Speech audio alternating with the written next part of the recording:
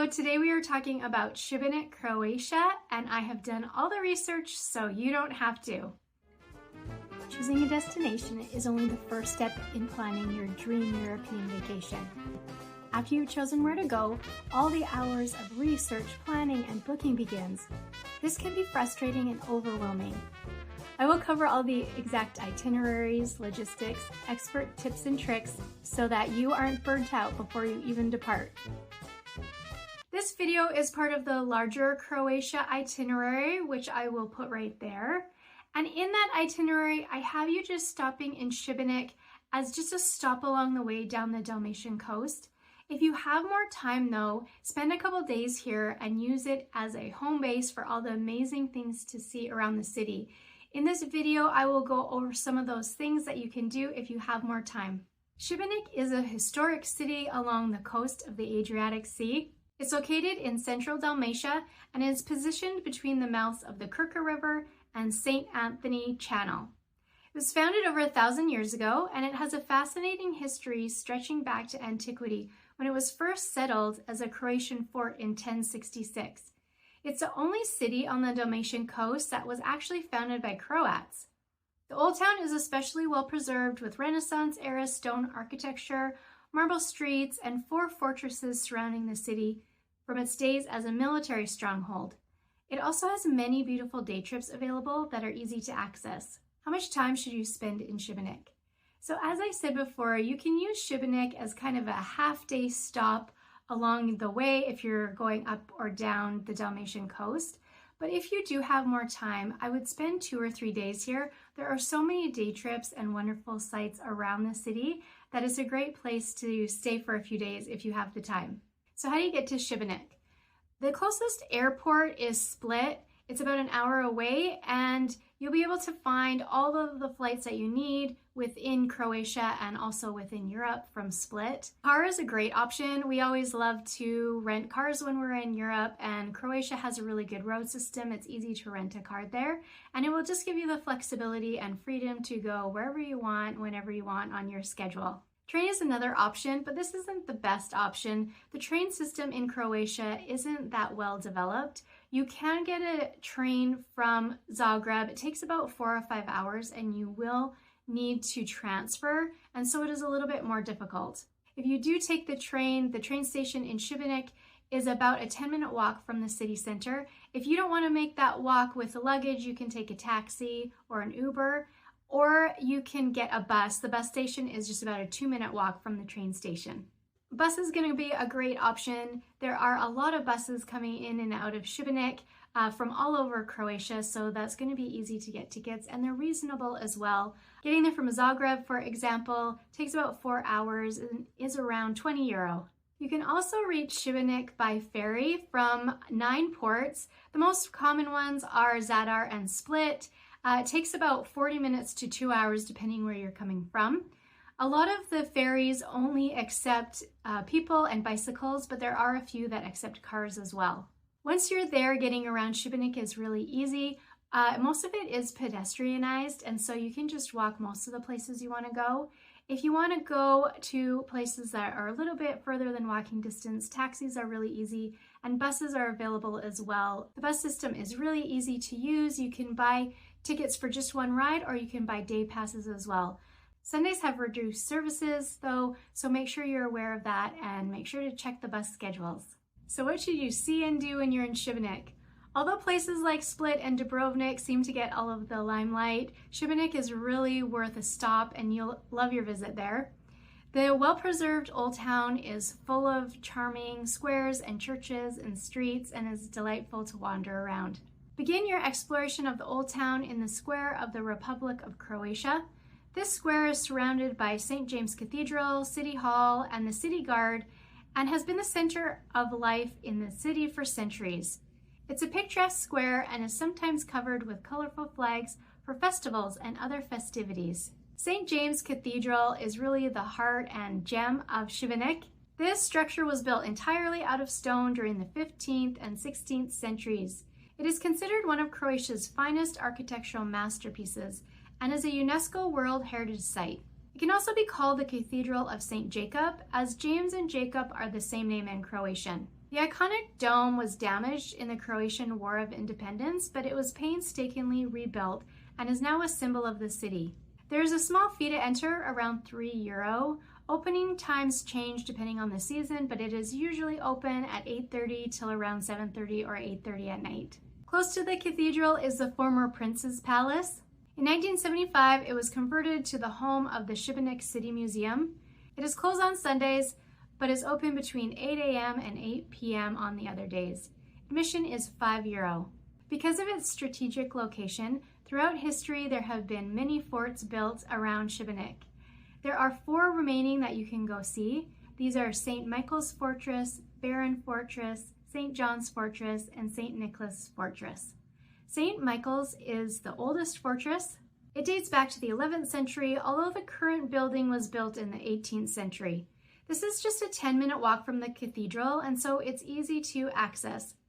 This is a great place to see some wonderful views of Sibenik and the Adriatic Sea.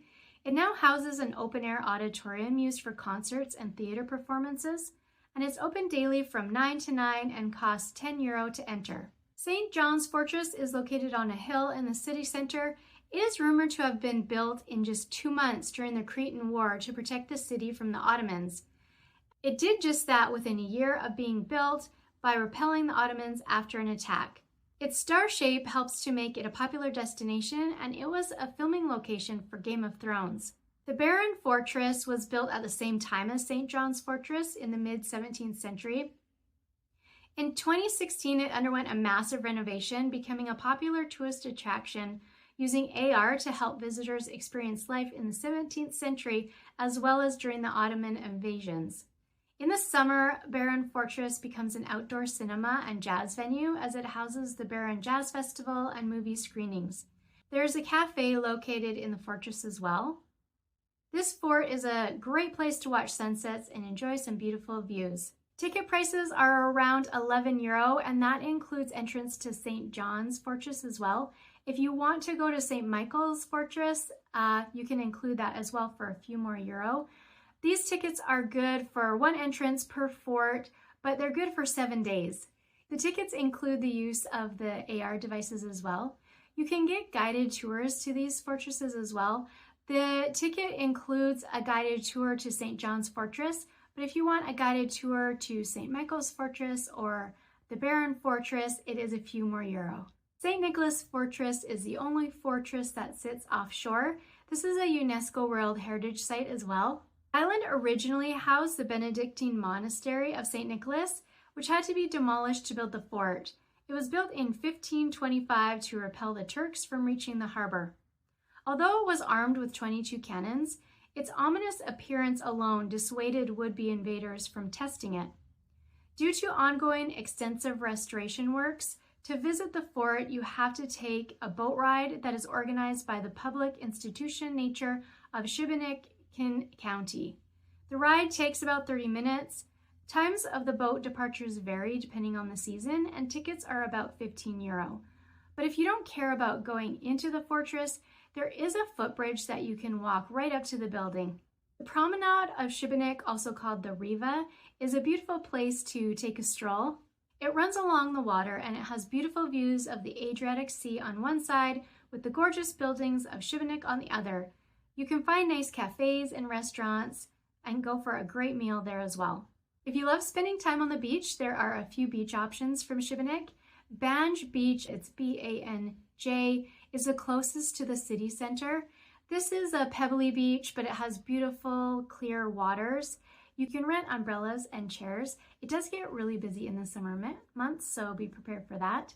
If you want to know more about other beaches available, you can go to beachsearcher.com and it will give you tons of information about beaches all over the world.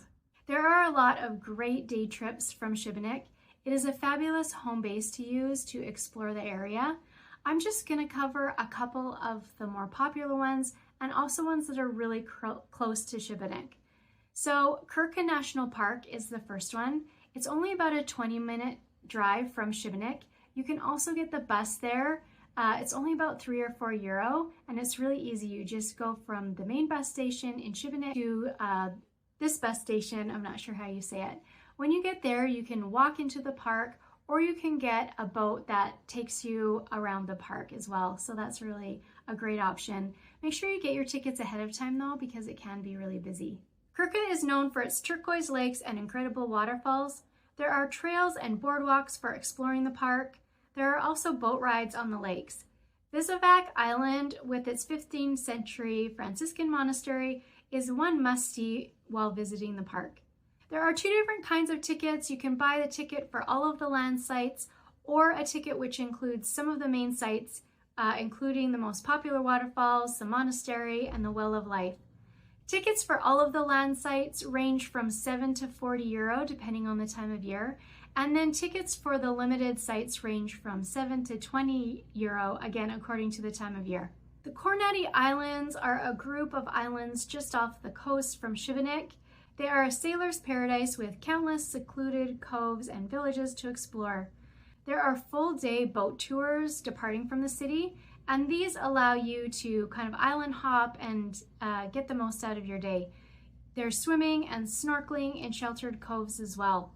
There are many other islands to explore off of the coast of Sibenik, and you can get organized tours to explore those, or there are ferries as well where you can make up your own schedule. A 30-minute drive south of Sibenik brings you to Promenades.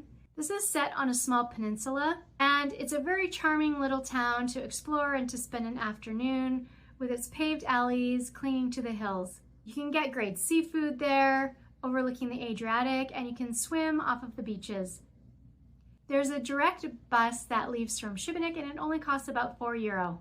Kikola Canyon is located 20 minutes outside of Sibenik. This is a great spot for those seeking some adventure. There are a few zip-lining tracks across the canyon. There's also hiking and climbing available. The zip-lining costs around 50 euro. Make sure to book ahead. These are only a small sampling of the day trips you can take from Sibenik. There are a ton of other places you can go. There are a lot of cute towns like Vodis. There's lots of islands to explore.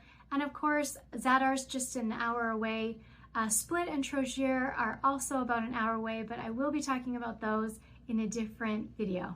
Sibenik has so much to offer, from its fortresses to its sea views to its winding lanes to its beautiful cathedral and all of the many day trips that are available. I hope you enjoy your time there. If you found this video helpful, please like and subscribe. Also, if you would like us to custom design the perfect itinerary for you in Croatia or anywhere in Europe, please contact us at eurotravelsbydesign.com. Thanks.